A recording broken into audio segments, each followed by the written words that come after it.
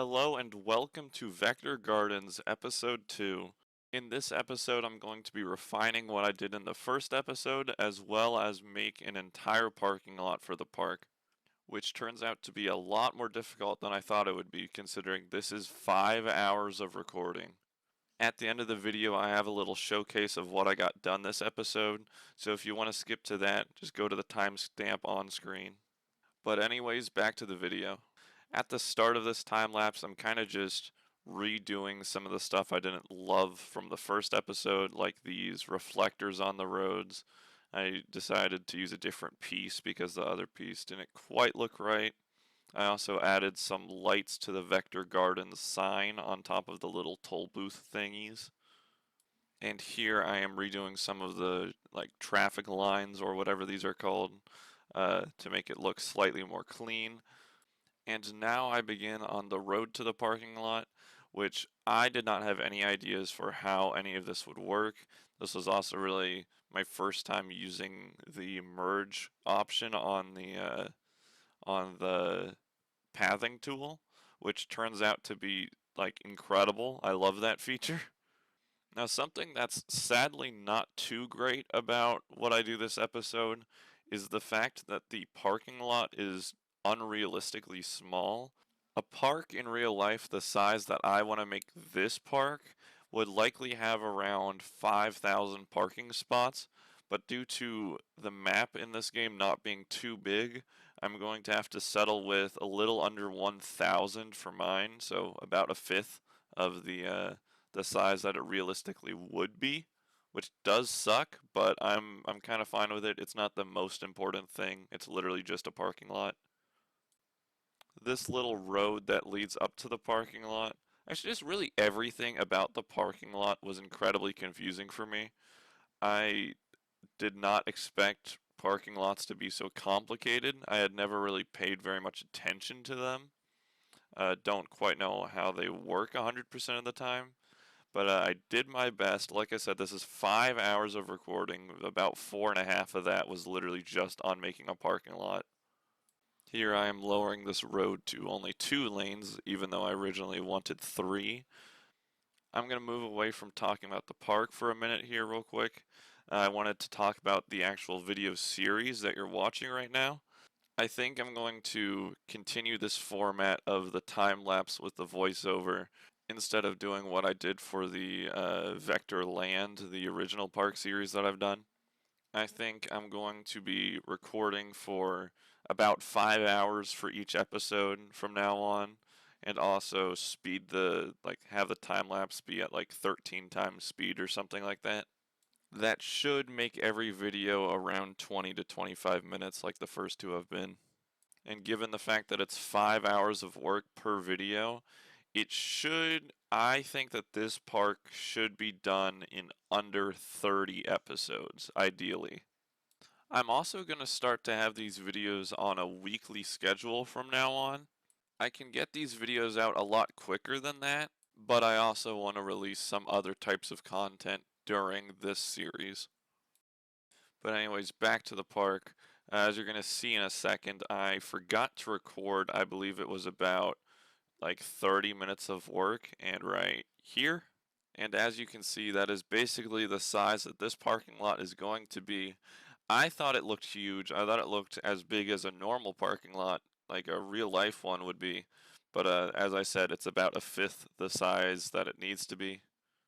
I ended up going with these diagonal parking spots that fit 2 cars. The car in front can pull out forward, the car in back can pull out backwards.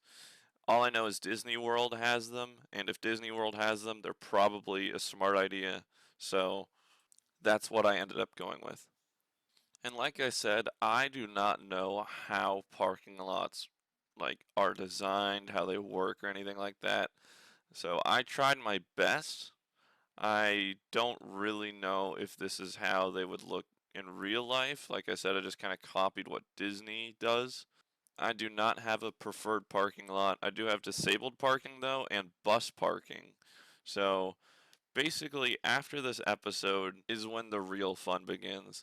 I didn't really landscape this area, and I don't think I'm going to for a couple of episodes, but Next episode should be starting on the entrance for the park. And let me tell you that this entrance is going to be crazy. You'll see what I mean next episode, but I can guarantee you it's going to be unique. Here I was using the stamping tool for the first time to try and get out of using these like pre-made planters. I did not like how that looked though, so I just went back to the planters. And now I just copy the planters to all four corners.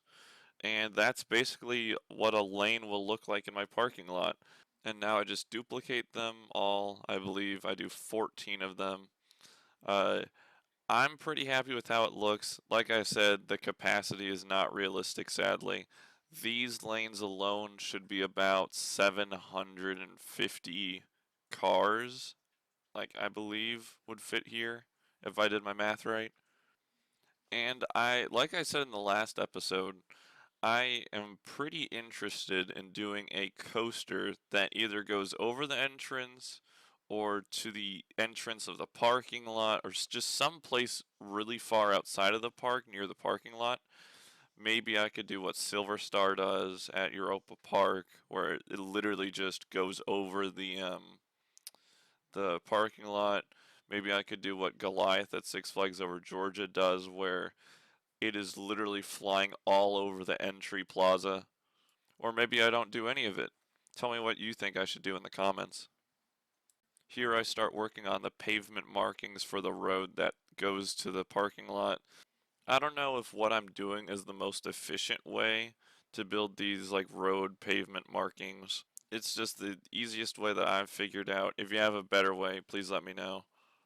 I actually try out a different way this episode with a different pavement marking where I actually use coaster track to draw the line. Like I have the coaster track 99% underground, and then I have half of a rail sticking up, and I use that as the pavement markings.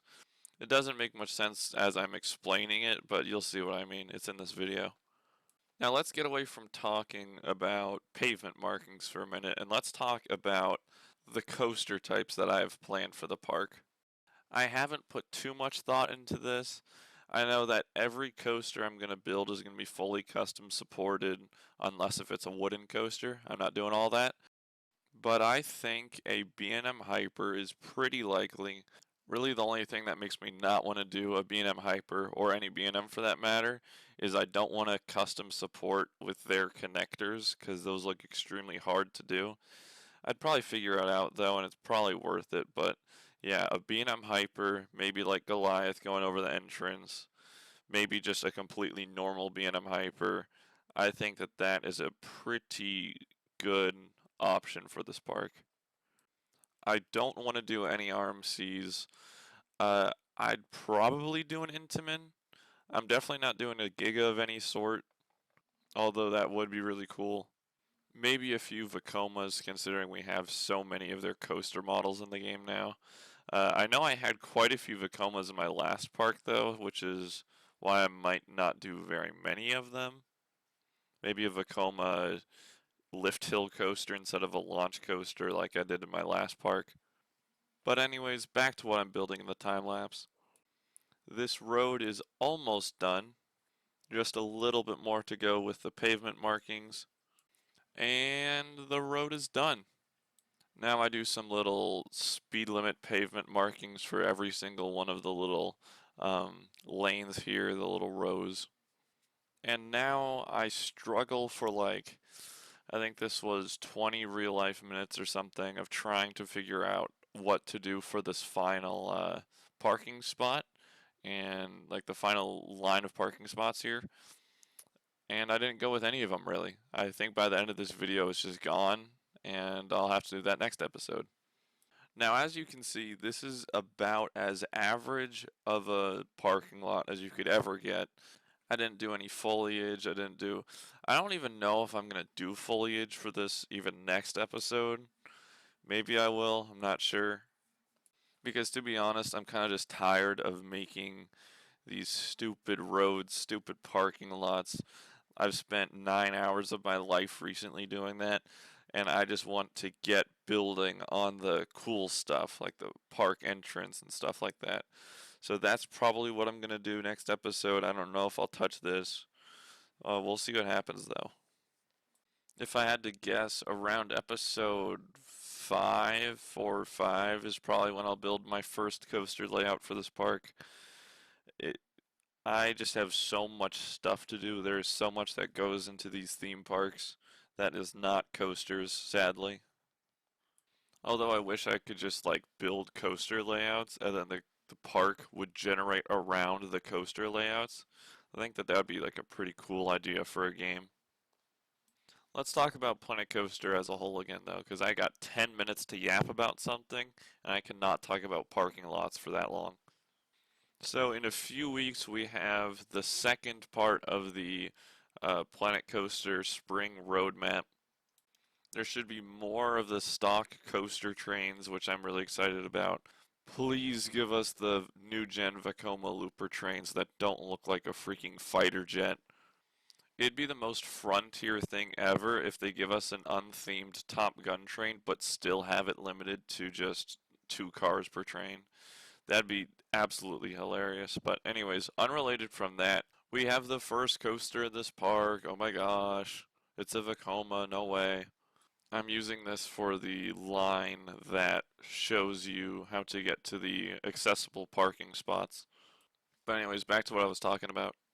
I believe the next update should also have the improved slide physics, which should be nice, like the even more improved ones, the realistic ones, which I hope is true. I'd love to play around with that. I'm definitely going to kill quite a few of my guests with it, and I cannot wait to do that.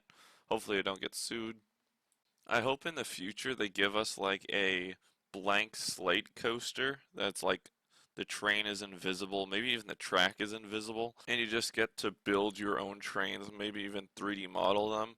I doubt that they would do that because then that would kind of get rid of the selling points for like probably future DLCs and stuff like that. So maybe in the future, kind of like what they did with Theme Maker's Toolkit, maybe they'll never do that. It would also be incredibly awesome if they start collaborating with real life parks again, like they did in Planet Coaster 1. Like, imagine if we had a Hyperia train. Imagine if we had, I don't know, a Helix train, a Voyage train. I don't know who would actually sign up for it, and I know it's definitely not a high priority considering, there's a ton of bugs in the game still. But eventually, I think that that would be really cool again.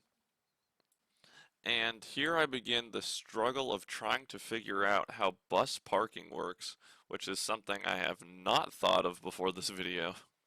I mainly used Animal Kingdom, like Disney's Animal Kingdom, for reference of how I should uh, build bus parking and like bus drop-offs, stuff like that. And like I said with the normal parking lot, it is way more confusing than I originally thought it would be.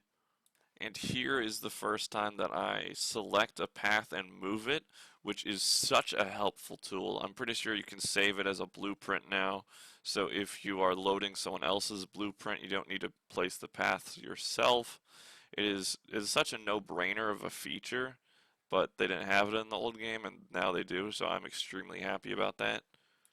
Pretty unrelated, but I wonder if my park or Epic Universe will be done first because they're both going to be kind of similar in a few ways. I mean, Epic Universe is of course real, so there's that. But this is meant to be an Orlando style park almost, opening around this time, so 2025. And the only other park like that is Epic Universe. I think it would be pretty funny if I time it right to where I upload the last episode of this park series, like on the day that Epic Universe opens. That'd be pretty funny. But man, Epic Universe looks so cool. I'm definitely taking a lot of inspiration from a lot of stuff there and just other Orlando parks in general. This park will likely be a mix of like Carowinds, um, Epic Universe, maybe a bit of SeaWorld Orlando, and anything else. Oh, and the Disney parks, of course. I have spent a lot of time at Disney parks in the last like year, so I'm probably gonna make a video on that because I think that there's some interesting stuff that I'd like to say about it. And I also have two project ideas that are not going to be part of any parks, but just extremely well themed coasters. I'm talking like Cosmic Rewind level using an IP. I'm not quite sure how I'm gonna pull it off just yet, and I'm not gonna do it while I'm making this park, so it's at least a few months out. But that is definitely something I'm looking to do in the future. Back to what I'm making right now, though. This is the exit for the parking lot as well as the bus parking, which I don't quite know how this makes much sense, but I was looking at the Animal Kingdom, like how they do bus parking and stuff like that, and it looks like it's just built into the exit road of the parking lot. So that's what I did here, but I feel like that would cause some problems. Like basically, so the bus drops the like field trip off at the entrance, but then it doesn't really seem like it's possible for the bus to then go back to the entrance after they've parked. So do the field trip, like when they're done at the park, do they go to the bus parking lot to get picked up? Or do the buses somehow go around and pick them back up at the entrance area? I don't know how that works, and I don't know if what I said made any sense, but I hope it did. Anyways, this is the little plot for the accessibility parkings area. But before I actually like really get into this, I'm going to do the um, kind of like exit stop signs for all the little rows here. I don't even know what these are really called. They're like stop signs, but with road markings instead of an actual sign. It's just how SeaWorld did it. So once again, just copying a different park. I am no expert on pavement markings, but I tried my best.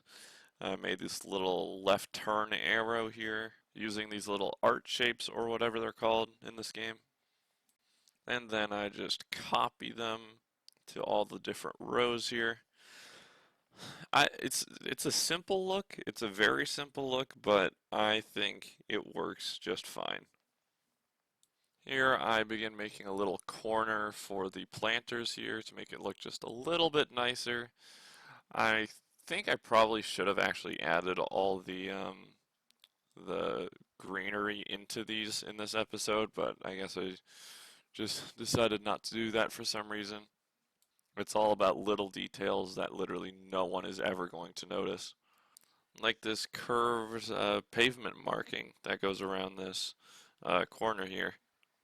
And like I said earlier, this parking lot doesn't even hold 1,000 cars, which is ridiculously small for a park that is going to be the size that I plan on making it. So, do you think I should make it closer to realistic? I think I could probably get 2,000 parking spots in here, but I feel like it's just kind of a waste of time, to be honest. So, I don't know if I'm going to do that unless like everyone really wants me to for some reason. Here I am readjusting the line that shows that like directs people to the accessibility parking spots. And speaking of accessibility parking spots, it's time that we get those done. It is the last major details I add in this video. What's kind of crazy is my last park didn't even have a parking lot.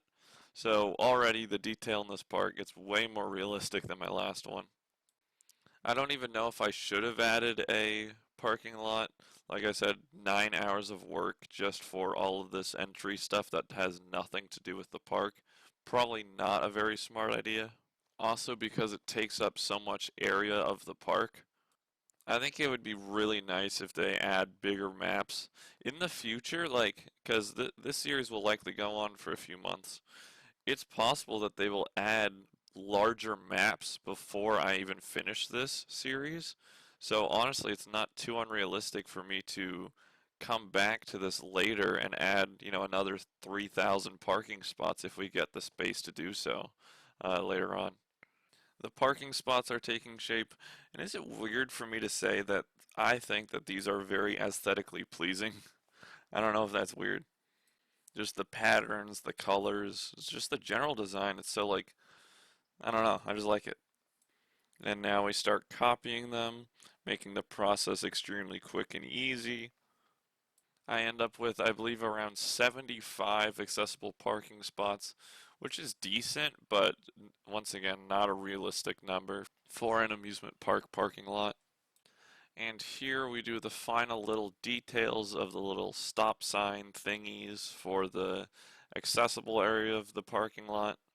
And oh, just kidding, I'm gonna duplicate half of this, put it on this side, and these are the final details. So that's going to be the end of this time lapse. Now moving on to the showcase portion of the video. So here we are. This is all the progress I made in this episode. Honestly, quite a bit more than the first episode, so I'm pretty happy about that. This is the bus parking spots. That's of course the normal parking spots. A few details here. We have the blue line that shows you where to go to get to the accessibility parking spots. We have all the road markings. And it is a pretty big parking lot despite it only housing like, 750, 800 cars. But yeah, honestly, not too much to show in this showcase portion either. Not because it didn't get a lot done, but more because it's just not interesting to look at a parking lot. So, next episode is when we finally begin on the entrance to this park. This whole thing is kind of taking up a lot more space than I would like it to. So maybe I will figure out a way to move it back, either in the future or, I don't know, maybe even next episode. But even if we don't, this is still plenty of space for a massive theme park. I definitely want to have some of it, like, maybe even go out and around here, like have a coaster go back here. I think that would be really cool. But that's going to be it for this video. Thank you so much for watching. See you in the next one. Goodbye.